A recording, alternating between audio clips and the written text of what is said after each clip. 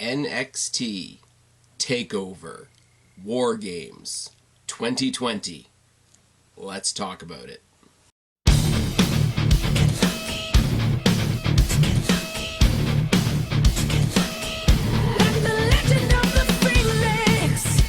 We have a lot to talk about tonight, don't we? What's going on, everybody? It's your buddy, it's your pal Spaz Phoenix, the YWC Reality Check, here with your November 18th, 2020 NXT review. How are you doing? Not going to waste any time. Going to go into the house cleaning. I got to send a quick shout out to Good Mic Work over on the Good Mic Work Commentaries channel. I won a raffle on his channel, and I got some speakers in the mail. I finally got them. It's a couple of weeks ago they were sent now. Finally got them today, so shout out to Greg, shout out to Good Mic Work. If anybody that's watching me also watches him, tell him I sent him a shout out, and the guy's way bigger than me. But if you don't know who Good Mic Work is, go check out Good Mic Work Commentaries on YouTube. Shout out to my buddy Jake DeMarco, our NXT guy.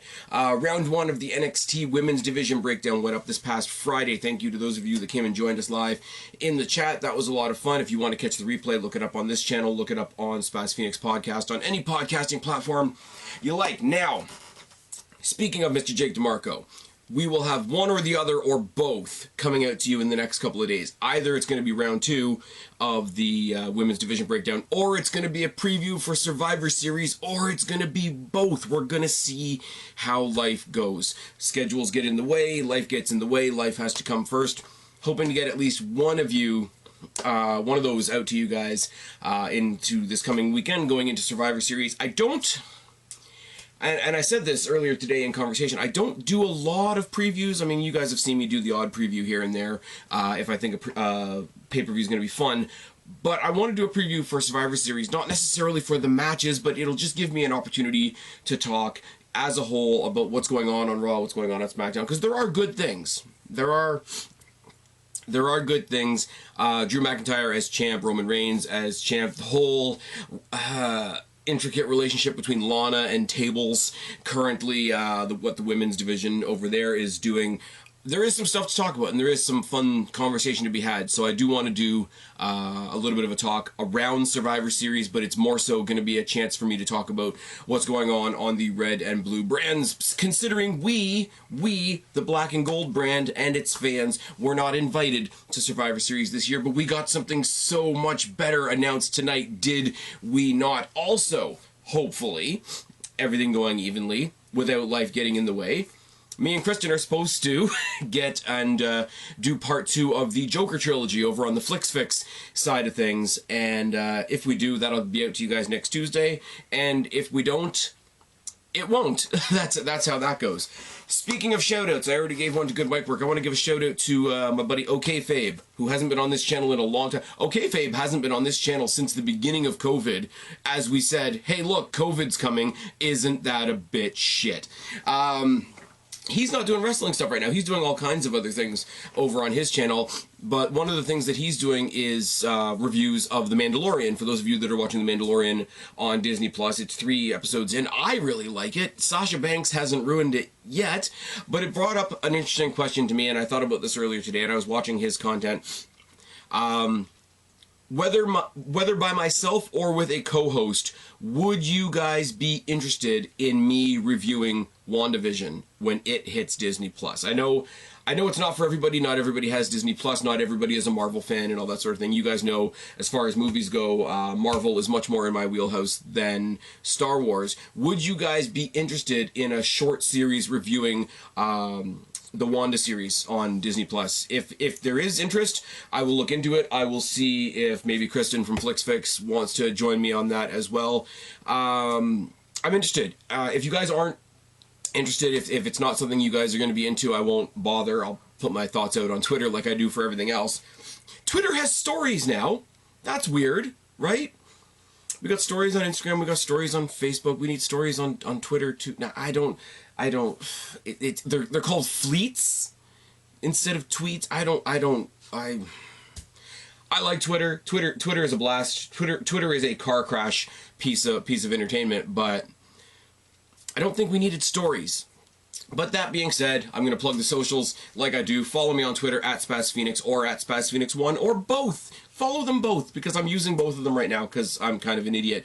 Instagram at Spaz Phoenix. Go to Facebook and look up the Spaz Phoenix Podcast Facebook group. If you're watching me on YouTube right now with a pretty sexy face and the gimmick hat, you want to find me in a podcast form, go to any of your podcasting platforms, Spotify, iTunes, Stitcher, all the fun ones. Search Spaz Phoenix Podcast. If you're listening to me in audio right now and you have never seen this channel, you've never had a chance to see the pretty sexy face and the gimmick hat, you want to go over to YouTube and search Spaz Phoenix. I am on the YouTube channel, on my way, very, very slowly, small, little, tiny goal of getting to 1,100 subs by the end of December. End of December is also my birthday, as well as being Christmas, as well as being the New Year, as well as being the season finale of the shitty year we have had. If we can get me to that little tiny goal of 1,100 subs, I would really, really love it. I mean, I'd love to be much bigger. I'd love to be much wider spread and all that sort of thing. But I also tend to speak my mind, and people don't like that very much. So, and again, as I've always said, if you're going to share my stuff around, if you do share it, if you do retweet it, if you do post it somewhere else, please tag me. Please find a way to tag me. If it's on Facebook, if it's on Twitter, if it's on Instagram or whatever, please tag me, because as much as I know that there are people out there that do share my stuff around and I really do appreciate it, I don't want to miss anybody. If you've even clicked once, if you've clicked one retweet, if you've clicked one share, I want to at least send my thanks back your way, because it's the least I can do, and considering I don't make any money here, it's the only thing I can do. So let's try to get that done. Now, I am going to trip all over myself tonight. That is going to happen. This episode of NXT, talking to our good friend Jake DeMarco, who currently is over on the Joe Cronin channel, and they're talking about AEW. I mean, they want to review the B show. That's fine. As far as being functional, as far as getting everything up off the ground, as far as addressing every division, addressing every title, addressing every loose end, addressing every story going on in NXT right now, whether I like the story or I don't, this show, you could make an argument this was the best episode of NXT this year. You could make the argument. Now, I'm not including stuff like Great American Bash, and I'm not including stuff like Halloween Havoc, which were set up as mini pay-per-views, because those have different goals and results. Those are a night for a night's sake. This is a night to drive the brand forward. I will make the argument that this has got to be one of the best episodes they've had. This is their December 18th this is their December 18th episode from last year. Not because it blew up on the night, but because it's got me this excited. You can tell in my voice how excited I am. I'm excited about the announcement we're going to talk about later on. I'm excited about just about every character on here. And the thing is, I've said for a while now, there are a couple people I'm ignoring. There's a couple people I'm sort of scraping over when it comes to NXT. And there was a bunch of that tonight. But the rest of it is so fucking good that I don't even care. The stuff that bugs me doesn't even bug me tonight. I laughed at it. When the rest of the show is good, you can laugh at the stuff you don't like. And this is the mentality. This is how I get through watching Raw and SmackDown, because I laugh for 3 hours, and the abdominal muscles I have should be, washboard. They are not. If you've ever seen an actual picture of me, you'll know that they're not. But they should be.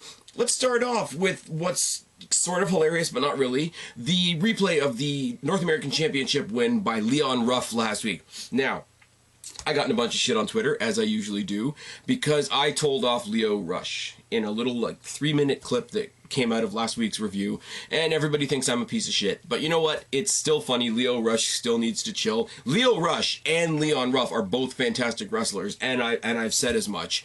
So if they can't take a little bit of constructive criticism, if they can't take, hey, bring it off the boil a little bit as a piece of constructive criticism from a random nobody that they don't know and has no impact on their life whatsoever, then they can fuck off. But we got a big blown up video package of the win from last week by Leon Ruff, picking up the North American Championship, obviously with the help of Damian Priest, and they do it up like the big, pay-per-view main event wins where they talk to everybody else backstage, and they get all the tweets of all the reactions or whatever, and they make it this big bombastic thing. And then Gargano comes in and cuts it off and tells him to cut off the cheesy highlight reel, and tells him basically that he's a joke, that it's a fluke, that he only won with help, that he's Damian Priest's pawn. Like, how can you be proud of yourself when you're just being that guy's bitch, pretty much? Because from from the perspective of Damian Priest, like, Damian Priest doesn't look down on Leon Ruff, but Damian Priest knows that Johnny Gargano looks down on Leon Ruff. I almost did the Leo Rush thing there. That's bad. So the only thing worse than Damian Priest coming along and taking that belt back off Gargano is helping somebody that Gargano would see as unworthy grab it from him instead. The overacting by Gargano in this is fucking amazing. But he comes out and there's a cheap shot by Gargano to start the match that was announced. This is sort of set up like one of those things where it's like, oh, you want to fight? Let's fight right now. And, you know, sort of impromptu battle type thing. But it was announced ahead of time, so I don't quite know why they produced it like that. I really don't care. I like Leon Ruff. In the past 2 weeks, he's already won me over, and they've done so much more in this episode to get that done. Cheap shot by Gargano and double leg corner tackle, hard Irish whip by Gargano, corner chops and forearms, chops by Ruff, boot in a forearm, and a rolling Pele. Top rope springboard head scissor by Ruff, and an inside out springboard senton to the outside by Ruff. 2 maneuvers, back to back. Absolutely fucking phenomenal. Obviously, Gargano being a pro makes him look great as well. Lariat by Gargano and a lawn dart into the second turnbuckle. Lawn dart into the second turnbuckle on the opposite side by Gargano. And then Priest shows up on the ramp. There's a roll-up near fall off of that distraction by Ruff. There's a super kick, a power bomb, and he hits the one final beat. But Priest, and I love this, I cackled at my TV out loud when he knew that he was about to get the pin on Leon Ruff. He pulled Leon Ruff out of the ring. Leon Ruff looks confused. He tells him, sorry, kid, and punches him in the face. And everybody's kind of, what the fuck, until you hear the ring announcement that your winner by disqualification is Leon Ruff. So Gargano lost the match because of interference by Priest, because he hit the champ. It's fucking great. And the great thing about it too is Gargano overacting in the corner, whatever. He's absolutely apoplectic. He's hanging over the second rope like in disbelief. And Priest is literally helping Ruff limp to the back. He's got the belt sat on his shoulders and halfway over his head, the way Bubba Ray Dudley used to carry the tag team belts to the ring when it wanted to look a bit weird. But it's just like, I hit you in the face, but don't worry, it was only to screw over that guy. I love it. It's so ridiculous. You know what else is ridiculous? Fucking blindfold match in 2020. It's Grimes and Loomis, who I don't care about. Grimes beats up the ref because he thought it was Loomis. Loomis stands in the center of the ring and does fuck all. Eventually, as soon as the ref's been taken out, they both take their masks off. They brawl. I don't even think there was a winner, and I don't care. In the back, Regal is getting in Priest's face. Oh my God, how could you do that? Why are you getting involved? Don't you know what you're doing? There's supposed to be a title match. And he's like, come on, man, it's Gargano. Like that makes it better. It's almost like WWE is an American company. It's almost like you can screw over the guy if we don't like him. Moving on. And then Leon Ruff is all pissed off that Damian Priest is taking him as a joke. Damian Priest, you could tell, is halfway between, oh shit, I've just been caught, and shit, I genuinely didn't want to make this guy feel bad. He sort of tries to play it off. Come on, man, you know how it is. I just wanted to, be a buddy and lend you a hand. Oh, you don't think I'm a joke? Do you think I'm a joke now? And little, tiny, scrappy Leon Ruff bitch slaps Damian Priest. Fucking brilliant. It's good. We're going more places with this, I promise. We get in the back what I initially thought was another promo by Shotzi Blackheart that I love, that everybody else is going to hate. People hated a while ago when she did the big long video promo about herself, and she was in the open field with the big tanks, and she was trying to tell everybody about herself, but all anybody could focus on was, oh, she's in the field with a tank, and that's kind of goofy. And it's like, now you know, and you know what the tank thing symbolizes, and you know what the helmet with the horns symbolizes, and we've seen, the background that she has with horror and why she sort of lives that gothic horror type lifestyle and whatever. But everybody's, oh, it's a little bit goofy that she's sitting on a tank. Fuck off. You don't want to give her a shot, that's fine, but don't try to pretend that you have a reason. I thought this was going to be another promo like that I would love and everybody else would hate. But she's talking to Candace, and it's all about, rebuilding, coming back, and coming up out of the fire. But she's walking around in this workshop, and I'm thinking, okay, the tank got run over by the Hummer, by Candice LeRae. And so are we doing a little promo where she's like building herself a bigger, better tank? She's gonna have a bigger, better entrance. You know, she's all, you know, she's in the dirty work clothes, and you know, there's sparks flying everywhere, and it's over the top in the way that Shotzi Blackheart is awesome and over the top. But then you go, but then she turns it into, I know something you don't know. And I know what time it is. It's time for war. And then you realize that none of this was a Shotzi promo. This was Shotzi telling the world that War Games is coming December 6th. It's gonna be fucking awesome. And oh my god, how we build from here. It's happening in like 2 weeks. It's happening in 2 weeks. It's going to have 2 weeks of build, and it's going to pull every loose thread, every story, everything that's kind of been scattered all over the brand is going to pull together in the next 2 weeks. And it could potentially be the best thing that we've had in this shitty year of 2020, and that is not hyperbole.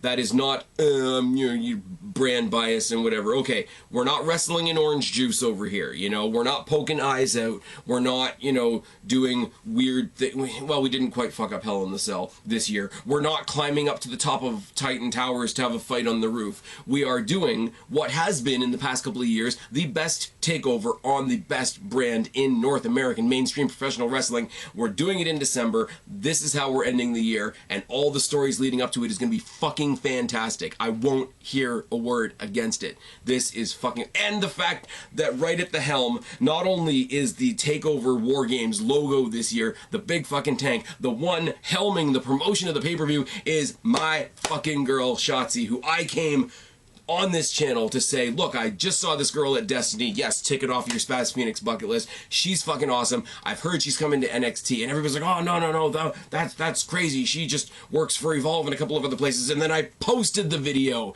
of William Regal showing up at the Evolve show, giving her a contract, and I said, this girl is fucking coming, and it's gonna be fucking awesome, and you guys aren't gonna get it, and I'm gonna have fun. And now she's helming the last pay-per-view of the year. It's gonna take us out of the shitty year of 2020, and it's fucking awesome. I don't care. I don't care what AEW pulls out of their ass. I don't care what, really, to a large degree, I don't care what happens at Survivor Series or at TLC. I don't care if Impact is doing something. I don't care if ROH has a pay-per-view. I don't care. I mean, it's not going to happen because we're in shutdown again. Even if Destiny was having a show in December, this is it. This is NXT TakeOver War Games, helmed by my girl Shotzi Blackheart, and I could not ask for more from this brand that this channel is basically based around. Yes, I'm having fun tonight. I'm excited. This is fucking amazing. I love this. Anyways, you know what else I love? Women's tag team wrestling, because we had a women's tag team match announced for this show, and this wasn't even it. This is Candice LeRae and Indy Hartwell taking on Casey Catanzaro and Caden Carter. Indy and Carter start the match. There's a rolling knee bar by Carter, one arm slam by Catanzaro, a heel kick by Carter, a drop kick by Catanzaro, a gutbuster by LeRae, an arm bar by LeRae, double mudhole stomp by Indy and LeRae. Indy and Catanzaro trade some shots. It's followed by a power slam by LeRae, rolling clothesline by Carter, and then Carter hits a modified Sister Abigail. For reasons, we're gonna roll with it because we're having a good night. Mule kick by Carter, brainbuster by LeRae, boot by Indy, the Wicked Stepsister, which is another amazing move name, gets the win for LeRae and Hartwell. And if you like LeRae and Hartwell, stay tuned. It's not the last time you're going to see them tonight. Then we get another piece of good news. Arturo Ruiz has been called up. Yes, indeed. He has been called up from Raw Underground to NXT to take on Kushida. Now Kushida's on a roll, so that doesn't bode too well for Arturo Ruiz. But let's see where we go with this. Single leg by Ruiz. Tries for an armbar, turns it into a test of strength. Kimura by Ruiz, a series of strikes by Kushida, high knee by Ruiz, forearms by Kushida. Ruiz works the arm, works the hand, works the fingers, a little bit of Pete Dunne shit in there. Roll over into another Kimura by Ruiz, double low drop kick, punt, round kick by Kushida, and he stomps on the hand. Anything you can do, I can do better. In this case, I'm going to fuck up your hand because you tried to fuck up my hand. We like that story. If you've been paying attention on this channel at all, anything you can do, I can do better. We like that story in wrestling because it's simple and it's good and it makes sense, and we need more simple, good things that make sense in professional wrestling. Body scissor armbar combination by Kushida, figure four into a roll-up by Kushida gets the win. Anticlimactic, but I'll take it as a surprise win, because Kushida is showing us right now all these different ways that he can win. He's got the hoverboard lock, he's got various impact moves, he's got his striking, and for a very, very short match, for a guy that was one of the guys that did manage to look really good in the Raw Underground setting, Arturo Ruiz back in here with somebody like Kushida to make him look good was good. I'm going to keep using the word good, but I mean, it's a little bit of diversity, and if anything else, it showed Kushida with a completely different kind of opponent. So while I don't want to take the focus off of Arturo Ruiz because he's sort of re-debuting, it did do a lot to show the flexibility of somebody like Kushida, who I think is going to be in some kind of title picture sometime soon. We don't know. Ember Moon and Toni Storm hype up their tag team match later on tonight against Kai and Raquel Gonzalez, and then we find out that that's not happening later, it's actually happening up next. We come in. I'm still getting used to Ember Moon's new entrance, by the way. I like it. I think she's done great. All the costuming stuff that she does with her ring jackets and stuff is really badass, and it doesn't venture into like Naomi glitzy, gaudy territory. It's just, look, I did another creative thing. I love Ember Moon. I love Toni Storm. I love Dakota Kai. And Raquel Gonzalez is getting there. If any of you saw the first round of the women's breakdown, the last woman we talked about, myself and Jake, was Raquel Gonzalez. Raquel Gonzalez turned my opinion of her on a dime in her match with Rhea Ripley a couple weeks ago, and she did it again here. Anyways, Toni and Raquel start the match. There's two knockdowns by Gonzalez, corner kick by Kai. Toni eats the turnbuckle. My writing is really shit tonight because I was writing fast because I was excited. So again, I'm going to talk myself in circles. You guys are going to have to deal with that. Basement drop kick by Storm. She trades some strikes with Kai. There's a snapmare by Kai, a clothesline by Moon, and a heel toss. Heels get tossed outside by the faces as we go to commercial break. Shots to the back by Raquel, back elbow and a head scissor by Storm. Inverted curb stomp and a senton by Ember Moon. Second rope codebreaker by Moon. That she's working really good on that. I know she's working on alternatives to the Eclipse because I think she was fucking up her tailbone, if I've read the stories correctly. But she's still doing the second rope codebreaker, which I have to believe fucks up your whole back and not just your tailbone. I really don't know. Over the shoulder backbreaker by Raquel. Pounce by Raquel was nice. Didn't see that one coming. Snapmare by Kai. Head scissor by Moon. Rolling knockdowns and a German suplex by Storm. 3 German suplexes by Storm. Hip attack by Storm on the outside. Bridging Northern Light suplex. Tornado DDT by Moon. Super kick by Kai. Kai and Storm trade some forearms. There's a haluva kick by Kai. The haluva kick by Kai is still a thing of beauty. Boot by Storm. Suicide dive by Moon. Simple cradle out of all the mayhem by Storm gets the win for Moon and Storm. And then, because we just announced a pay-per-view called War Games, and we need to start building some teams of 4, Moon and Storm are posing. Moon and Storm are posing on the rampway, just defeating Kai and Gonzalez, and they are assaulted by Indy and LeRae, who feed them back to Kai and Gonzalez, and there's a little bit of a nod between the pairing of LeRae and Hartwell and the pairing of Dakota Kai and Raquel Gonzalez. So there's your team of 4. I'm making bold predictions, but they're already there. They've already been kind of forming. Kai, Gonzalez, LeRae, Hartwell versus Storm, Moon, Shotzi, and I'm assuming the loser of tonight's main event. But anyway, we go to the back, we go to the parking lot where the Kings of NXT arrive. That's Pat McAfee's group. I've heard them referred to multiple times as the Kings of NXT. They have never given themselves a name, so I'm going to go with Kings of NXT until somebody tells me otherwise. Now, talking about things that I don't usually care about that we're going to sort of skim over, Thatcher came out and beat the fuck out of August Grey for a couple minutes. This went on for a while. It was an extended squash. I don't care about Thatcher, right? I see what, like, I have the same conversation about Thatcher that I have about guys like Lorcan and Birch until they changed my mind.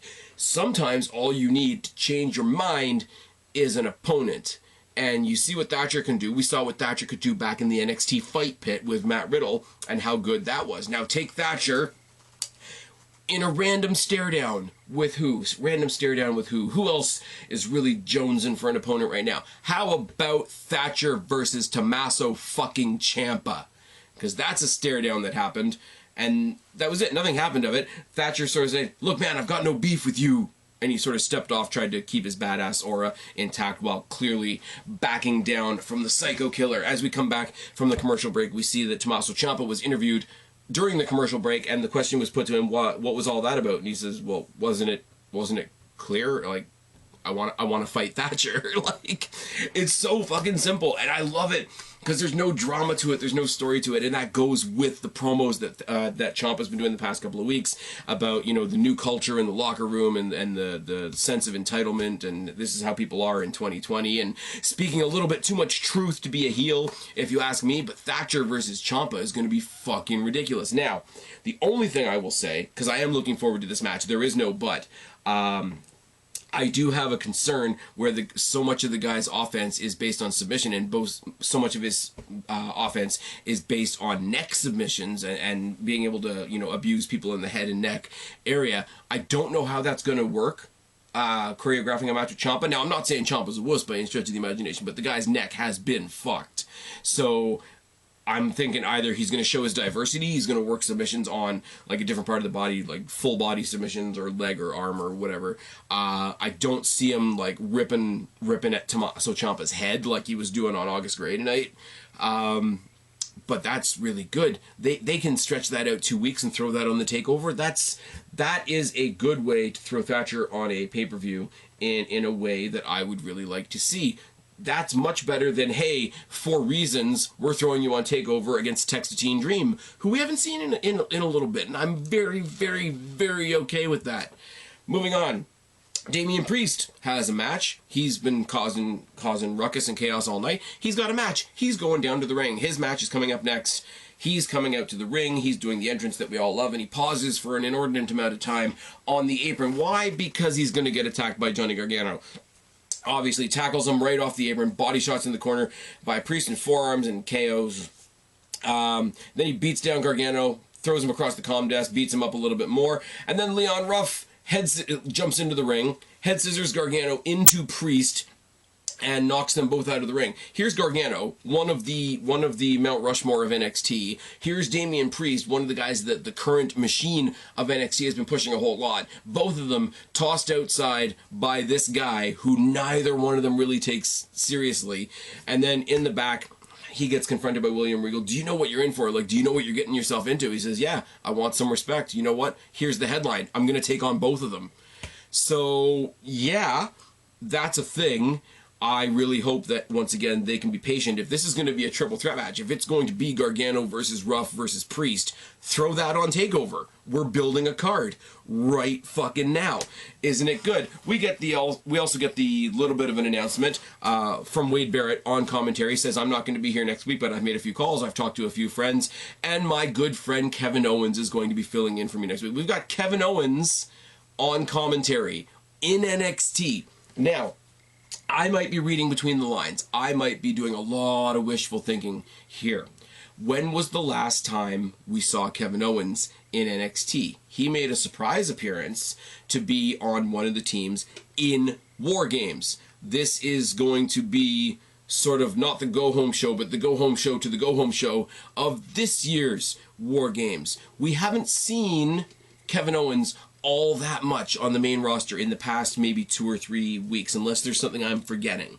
Could this be the very, very first tiptoe of a step to sending Owens down the Balor route and getting Kevin Owens back on the NXT roster? I really fucking hope so. I'm probably wrong. I'm absolutely probably wrong, but I want to see Kevin Owens back in NXT. I would love to see Kevin Owens mix it up with a lot of people on NXT. I would love to see Kevin Owens versus Damian Priest. Why the fuck not? They're not doing anything with him on the main roster, are they? Really? Like, really? But yeah, I just think it's kind of funny because when Wade Barrett came and joined their commentary team, there was a lot of people that are like, oh, I wonder if he's going to get back in the ring. I wonder if he's just going to get up from commentary one day and hop back in the ring, or maybe he's going to, you know, join some battle royal or whatever. Now, if you're bringing in Owens for a guest spot, that leaves a lot to the imagination. Now, main event of the night. Now, they said a bunch of times on commentary, They spent a lot of time, because we were still waiting to hear from Finn Balor, they spent a lot of time comparing what was going on in this match as the match went along to the match that Finn Balor and Kyle O'Reilly had at the last TakeOver. This is not quite that. Nobody broke their jaw in this match. Nobody bruised their liver in this match. I don't think the comparison was quite proper, but it's not to say that it wasn't far off, because Rhea Ripley and Io Shirai, ladies and gentlemen, look me in the face if you're watching me on video, pretend to look me in the face if you're listening to me in audio, beat the fuck out of each other. Oh yes. Collar and elbow tie-up, and there's a facebuster by Ripley. We thought people were surprised, I should say, before I get into this. People were surprised that they didn't do Poppy again for Io Shirai's entrance. Now, I love the Poppy thing. I think the fact that Poppy is so assumed at this point, the fact that Poppy is so synonymous with NXT that it's I've said it before, they've kind of become the NXT house band a little bit. I think that is really cool. At the same time, you can't expect it every time, and you shouldn't expect it every time, because now, the next time we see Io Shirai at a TakeOver, it's not going to be like, hey, this is big and important in a TakeOver thing. Like, I know Halloween Havoc wasn't a proper TakeOver, but it was an elevated episode of NXT, so would it have been cool? Of course. Would it be cool to get some random rock band in there to do Rhea Ripley's entrance? Cool. Was it cool a couple years ago when Hailstorm sang Ember Moon's old theme to get her to the ring at one of the pay-per-views? Absolutely. I popped for Hailstorm. Hailstorm is in my intros and outros on this channel. That's got to be fucking obvious. But it didn't suffer for not having it, is what I'm trying to walk around to say. Collar and elbow tie-up and a facebuster by Ripley, a collar and elbow tie-up again, and a springboard snapmare into a dropkick by Shirai. Tackle by Ripley, a forearm by Shirai. Suicide dive by Shirai is blocked by Ripley. The power, like, I can't say it in any one particular incident, but I will say, over the course of the entire match, the way that they worked so naturally, Ripley is stronger, Shirai is faster. Shirai also might be a little bit more technical, but the power and strength and size game went to Ripley, and they played it up without making it obvious. Like, they didn't do any big, like, Mark Henry Big Show type moments. It wasn't like Ripley and Gonzalez a couple weeks ago, which was a Haas match, and that was literally like the two Mack trucks smacking into each other, and they were really good at that. This wasn't that, which makes it even better. It's like what I said about Kushida earlier tonight. Put him in there with Arturo Ruiz with a different opponent, show how flexible he is. These women are both doing that at the same time, and it's fucking awesome. Electric chair drop on the apron edge by Ripley as we go to the commercial break. Now, I've said before, I don't really try to call what happens during the commercial break, because small screen, and I'm watching it on a stream, which fucked me up at the end of this show. I just need to put out, we're going to get there when we get there. But I will say that nothing happened. I was kind of looking up at the picture-in-picture still, and nothing happened. They played up the entire commercial break that after that facebuster into the apron, that Io Shirai was being checked on the entire commercial break. Now, that's awesome, and it really does build, and oh my god, that was a really impactful maneuver. I really hope she's okay, rah. But it ended right as the commercial break was ending, and if that doesn't make wrestling feel a little cut and paste, if I can't be honest about that, then I can't spew the praise that I'm going to spew on the rest of this match. The only nitpick I will make on this match, by the way, body scissor by Ripley as we come back from commercial break, and Shirai reverses with elbow shots and mounted punches and all kinds of Austin style. So, face first slam by Ripley, stomping on the midsection, vertical suplex, seated abdominal stretch, German suplex off the second turnbuckle by Shirai out of desperation because she's just had her ass handed to her for the past couple of minutes. Corner back elbow by Shirai, a double stomp and a drop kick, and after the drop kick we see the side of Ripley's head. Now, I don't know if she did something to her ear or whether she tore one of her piercings or whether it was just from somewhere else on her face. Her ear somewhere is busted open at this point. Now, whether it was the back elbow, whether it was the drop kick, I don't know, but it did add a little bit to it. I'm not an evil, malicious, cruel, crude person, but wrestling fans, blood does add to the match. It just does. Crossface by Shirai, now that we see that her head is bleeding, it just keeps telling on the story, because if, put a crossface on somebody, they go beat red because all the blood is rushing to their head. Now, if all the blood rushing to their head is rushing out their fucking ear hole, that's a different kind of story, isn't it? Arm drag facebusters on the apron by SHIRAI. Ripley eats the steps on the outside as we go to a second commercial break, which I could have done without, I'm not going to lie.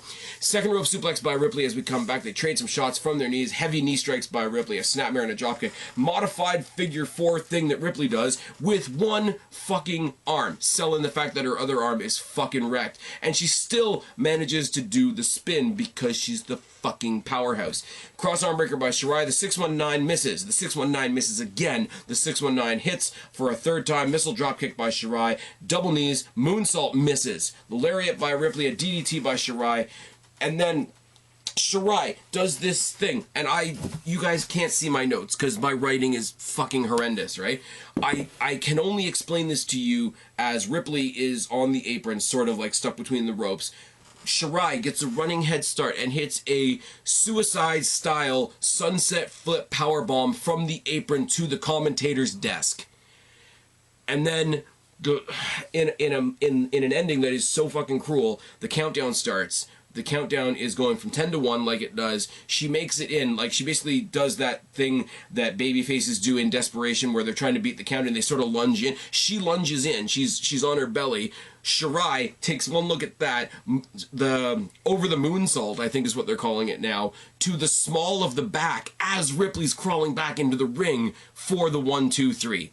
SHIRAI is still your NXT champion. And for a brief minute, you guys know Io Shirai is fantastic. I appreciate the fuck out of her, and she's talented as fuck. She's probably better than most of the people that I like, but my biases do take over. I was as close to heartbroken as a wrestling mark can be that Rhea Ripley didn't pull out here. But obviously, if Io Shirai had lost, we would really have to worry about her going to the main roster, which I don't want. And also, you flip the coin, you look at the other side of the story, Rhea Ripley has to be the 4th member of Team Shotzi at War Games, doesn't she? So you get Candice LeRae, Indy Hartwell, Dakota Kai, Raquel Gonzalez versus the team, the Master Stroke. Okay, we all have our favorite matches from Survivor Series matches gone by. My favorite Survivor Series team ever was Team Captains DX, which was Shawn Michaels, Triple H, the Hardy Boys, and CM Punk. That is one of my favorite Survivor Series matches, or favorite Survivor Series teams of all time. I mean, they smoked their competition, and the match was hilarious. But look at this team. You guys that have been following me for a long time and know who I like and who I get behind and who I'm excited about. Shotzi Blackheart, Ember Moon, Toni Storm, Rhea Ripley. Tell me that's not your fucking all-star team to wrap up the year for NXT in 2020. That is great. And if it doesn't happen, if they manage to fit something else into the mix here that fucks that up, because I've already created it in my head, I'm already seeing the match in my head. If that's not what we get, then you're going to see me ranting up here. So no more injuries. Set it in stone right now, because we're about to talk about the other War Games match. They ended it on a heart shake and a handshake, a heart shake. I'm excited. So now we shake hearts instead of hands. Yeah, it's not my first day with my brand new tongue. Handshake and a hug, and then Rhea Ripley goes up the ramp, and I thought for a split second, is she gonna freak out of frustration and like turn heel on Io Shirai? But she didn't, and that's fine, because if they do it every time, then it's not a surprise anymore in Roddy Raw. Literally, as they're leaving, Finn Balor comes in from the opposite side and slips into the ring. They didn't time this show well, is what I'm going to say, because he literally, no entrance, no nothing, slips into the ring. He addresses his injury. He addresses the 3 plates that are now in his jaw. He's interrupted by the Kings of NXT, and I swear to Christ, my stream died right here.